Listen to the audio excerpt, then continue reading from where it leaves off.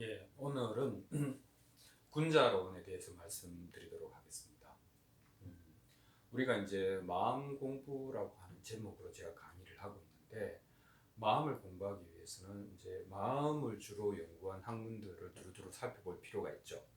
그래서 이제 일부지만 수박 그달키 식이지만 우리가 이제 심리학을 얘기했고, 또 서양 철학을 일부 얘기했고, 그리고 또 뇌과학과 관련된 뉴로사이언스와 관련된 얘기들을 좀 했습니다.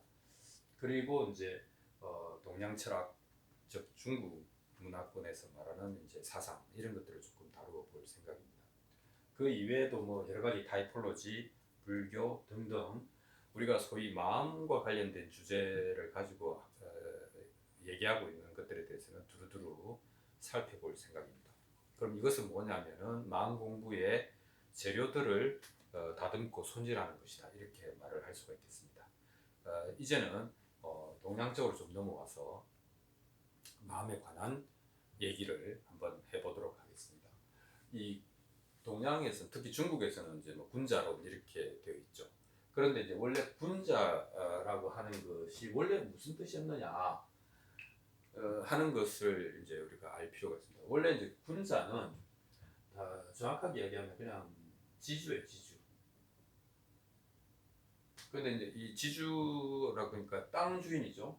땅을 갖고 있는 사람 이렇게인데, 그럼 이 말은 어디서 나왔느냐? 봉건제에서 나왔습니다. 봉건제 하에서 땅을 받은 사람이죠. 땅 주인이에요. 그리고 이 봉건제는 중국에서는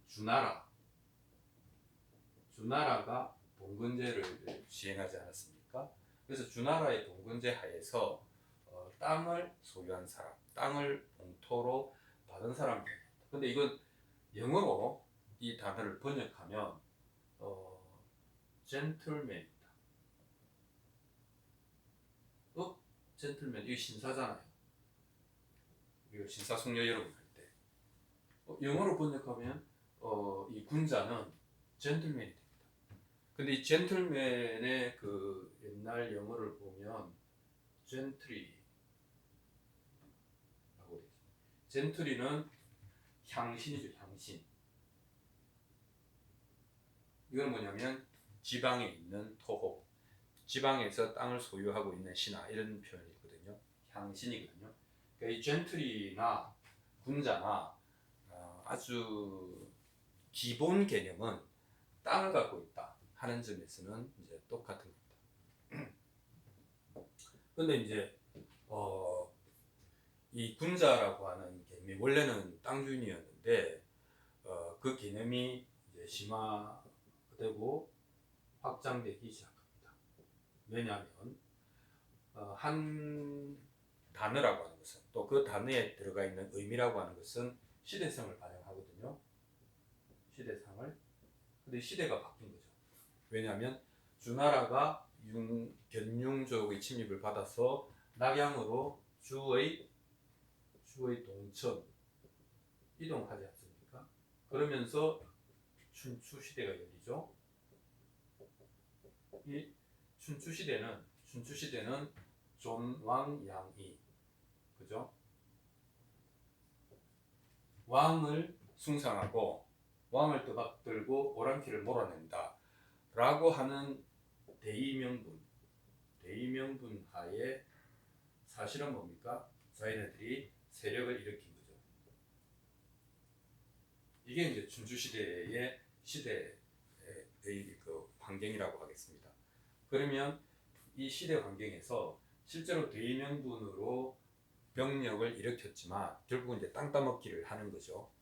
그래서 이때 공자라고 하는 그 사상가가 나와서 군자란 단순히 땅을 갖고 있다는 거냐, 땅을 지배하는 자라는 뜻이냐, 거기서 머무르면 안 된다. 군자라고 하는 것은 심화되고 확장되어야 되는 개념이다.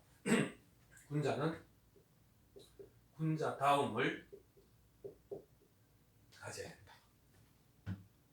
그래서 존재가 아니고 군자라고 하는 것은 당위다, 이렇게 주장을 하게 됩니다. 그래서 대표적으로 군자라고 하는 것은 이익보다는 옳음을, 올바름을 실천하는 사람이어야 한다. 이렇게. 이때 이익은 사적 이익이겠죠. 이때 올바름은 공적인 올바름이겠죠. 그것을 몸에서 익혀야 된다. 이렇게 이야기를 합니다.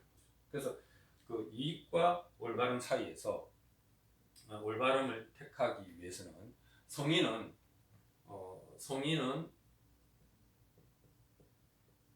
타고나지만 군자는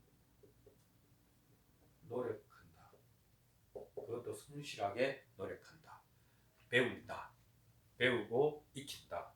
이런 개념이 이제 군자의 개념에 들어가는 겁니다. 그러니까 원래 군자라고 하는 것은 그냥 땅 주인을 의미했는데 시대가 혼란에 빠지면서 대의명분을 앞세워서 사적 이익을 추구하는 사람들이 생기고 그렇게 해서 땅 주인의 그 뭐라 그럴까 억압과 행포 이런 것들이 이제 생겨날 수밖에 없는 시대에 공자는 그렇지 않다. 있는 그대로의 모습이 아니라 있어야 될 모습에 대해서 역설을 하고 그때 군자론을 이야기했고 그 공자는 자기 제자들을 가르칠 때 자기 학당, 공자 학당을 군자론을 가르치는 학당이다 이렇게 이야기를 했던 거죠. 그래서 군자는 이제 그런 시대적인 그게 있는데 시대의 소산이죠. 그 군자론이라고 하는 것은 그렇다면 이 아까 시대가 사상을 나눈다고 했는데 결국은 이 시대라고 하는 것은 순추 시대, 중국 역사를 보면 순추 시대라고 하는 것은 결국은 그 난세죠. 난세. 혼란스러운 세상이죠. 그것은 아까 이야기한 것처럼 주 왕실이 약해지고 대신에 지방에 병력을 가진 세력들이 일어나서 천하에서 각축을 하던 그런 이제 난세였죠. 그래서 난세에 공자의 생각과 노자의 생각이 달라집니다. 노자가 조금 더 나이가 많았던 것 같고요. 어쨌든 공자와 노자는 두 사람 다 6세기의 인물입니다. 이 6세기라고 하는 것은 결국은 이제 그리스의 6세기에 소크라테스, 플라톤이 있었고 인도의 6세기에는 이제 붓다가 있었지 않습니까? 그래서 이 3대 성인이 다 BC 6세기에 나왔기 때문에 이거를 이제 축의 시대다 이런 표현을 쓰기도 하는데 어쨌든 이 난세대한 공자와 노자의 생각이 조금 달랐습니다.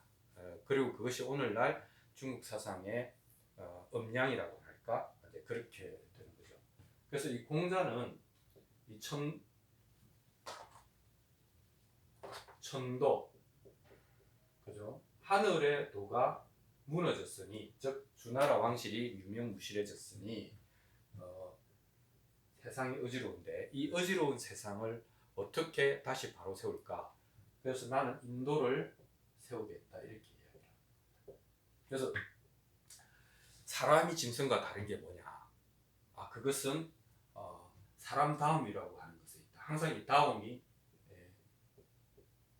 문제가 되는데 사람 다움이라고 하는 것은 뭐냐? 그것은 효에 있다 이렇게 말하는 거죠. 그러니까 이제 그 공자 입장에서는 예를 들면 짐승들은 그냥 키우면 독립시키지 않습니까? 그리고 같이 안 살죠. 근데 이제 인간만이 부모를 모시고 부모의 은혜에 보답하면서 부모를 돌보는 그런 것이 인간다움, 인간이 짐승과 다른 거고 인간이 인간의 그 길을 가야 되는 이유다라고 이제 효에서 찾습니다. 그런데 이 옛날 시대에 효라고 하는 것은 우리가 말하는 부모님한테 효도한다 이런 개념보다 훨씬 더 큰 개념입니다. 그 어떻게 보면 사회적인 개념입니다. 뭐냐면 환, 과, 고, 도. 그러니까 그 호라비, 그 다음에 과부, 그 다음에 고아, 그 다음에 독거노인, 홀로 된 노인. 이 노인들을 케어하는 겁니다. 이 노인들을 돌보는 것, 즉 공동체성을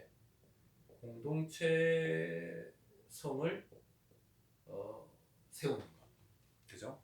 공동체로 만들어가는 것, 이것을 효라고 생각을 했던 거죠. 그래서 인간은 약한 사람을 돕고 공동체 안에서 일어나는 일들을 보살펴야 된다. 사람들을 보살펴야 된다. 그 일을 맡기기 좋은 사람이 군자다. 이렇게 이야기를 하는 것이죠. 그리고 이것을 위해서 마땅함을 사람들은 노력해야 된다. 이렇게 이야기를 했습니다.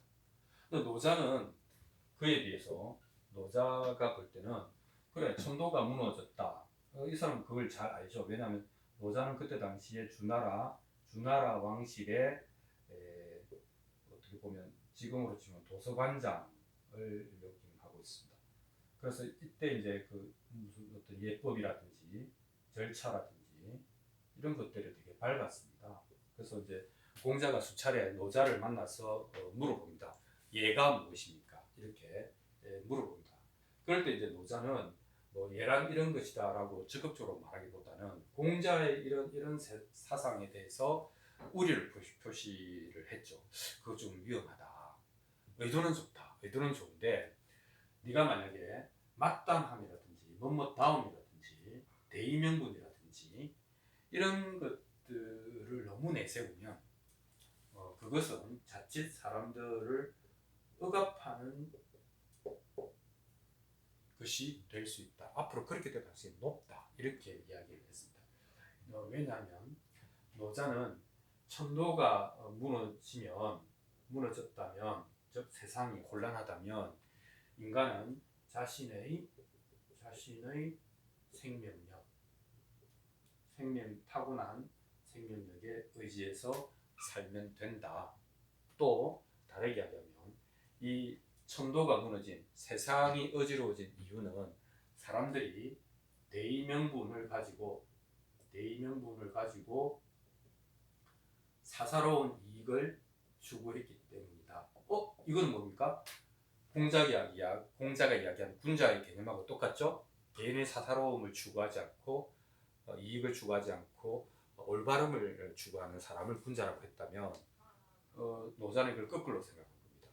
지금 세상이 곤란한 것은 존왕양이 그죠? 왕을 떠받들고 오랑캐를 물리친다는 미명하에 대의명분하에 병사들을 일으켜서 전쟁을 하고 자기의 땅을 넓히려는 제후들의 각축을 보지 않느냐 이런 것이다 라고 해서 일찌감치 공자가 이야기한 의도는 좋지만 그 대의명분이라고 하는 것이 결국은 사람들을 억압하는 데 쓰일 가능성이 높다 라고 하는 얘기를 합니다. 그러면서 세상이 어지러울 때 다시 사람들은 자기 자신의 생명력을 가지고 살게 된다라고.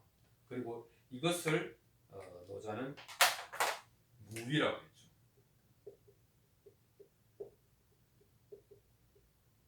뭐 아무것도 하지 말고 뭐 가만히 있어 이런 의미는 아니겠죠. 이거는 뭐냐 억지로 하지 말라는 뜻이죠. 억지로. 그럼 억지로 한다는 것은 누굽니까? 이것을 유의가 있겠죠. 무의가 있다고 하면 이 유의가 이제 공자의 사상인 것입니다. 무너진 천도를 대신해서 혼란을 수습하기 위해서 인간의 도리를 세우겠다라고 합니다. 그런데 그것은 유의다. 유의는 곧 인위다. 인위적이다. 그걸 뭡니까? 무의는 자연적이다. 자연스럽다. 이렇게 얘기를 할 수 있는 거죠. 그래서 인위와 자연이 대립을 하고 공자의 유의와 노자의 무의가 대립을 하는 그런 모습이 되겠습니다. 그래서 우리는 뭐 성인군자 이렇게 이야기하면 도덕적으로 완성된 사람이거나 우리가 생각하기에는 너무 이상적이고 관념화된 존재여서 뭐 일단 21세기에는 뭐 그릇도 보지도 않는 그런 이름이라고 하겠지만 이 군자라고 하는 말이 어떻게 나왔고 그것이 어떤 의미 확장을 이루었는지는 이미 이제 2500년 전에도 논쟁이 있었던 거죠. 이 주제는 그러니까 어떻게 되는가 하면 난세의 인간은 무엇에 의지할 것인가 이렇게 보는 것이죠. 그래서 공자는 결국 공동체다. 그러니까 좀 밖을 쳐다보죠. 노자는 자기 자신의 생명력, 원초적인 생명력이다. 뭐 이게 이제 도일 수도 있고, 예, 그렇게 보죠. 그 노자는 안에 있는 생명력을 크게 본 것이죠. 그래서 그 보통 이제 중국에서는 이 난세의 노자, 치세의 공자, 뭐 유교 이렇게 이야기를 하는 거죠. 그 오랜 혼란기를 마치고 한나라가 만들어졌을 때도 한나라는 유교를 국교로 해서 문물을 정비했지 않습니까? 그리고 그 중국에서는 한 정부, 그러니까 한 나라가 망할 때마다 밀란이 일어나는데 그 밀란의 핵심은 결국은 노장 사상이죠. 그렇게 해서 그 원초적인 에너지를 가지고 새로운 사회를 건설하기 위해서 우선 기존의 그 나라를 뒤엎는 그런 혁명의 사상은 다 이쪽에서 제공되는 것이죠. 그래서 이제 이걸 우리 마음 공부와 어떻게 연관지을 것이냐. 그러니까 세상이 어려울 때, 뭐 지금도 난세죠. 뭐 어떻게 보면 세상은 항상 난세인 것 같습니다. 세상이 어려울 때 우리는 제도를 고치고 법률을 고치고 공동체를 다듬고 해야 되겠지만 또 한쪽으로는 이 그리스의 영광이 끝났을 때 에피쿠로스 학파나 또그 스토아 학파가 그랬듯이 조용히 물러나서 관조하면서 자기 마음을 다스리는 그런 항상 두 가지가 있다는 거죠. 두 가지 바퀴가 있다는 것이죠. 그래서 중국에서는 공자의 적극적인 입세와 노자의 소극적이지만 원초적인 출세라고 하는 이제 개념으로 정형화되어 있다. 이렇게 말씀드릴 수가 있겠습니다. 저는 뭐 공자도 중요하지만 아무래도 이제 마음 공부 쪽에서는 노자 중심으로 한번 여러분들에게 계속해서 소개를 해드리도록 하겠습니다. 오늘 군자는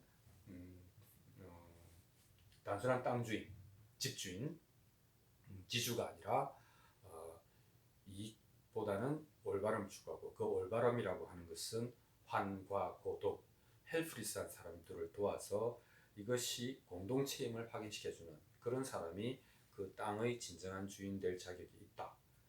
그리고 군자는 그것을 위해서 끊임없이 노력하고 학습하고 성실하게 생활해야 된다. 뭐 이런 얘기로 군자론을 얘기했고, 그리고 어려운 시대에 인간은 궁극적으로 어디에 의존할 수 있는 것인가에 대한 약간의 문제 제기를 해보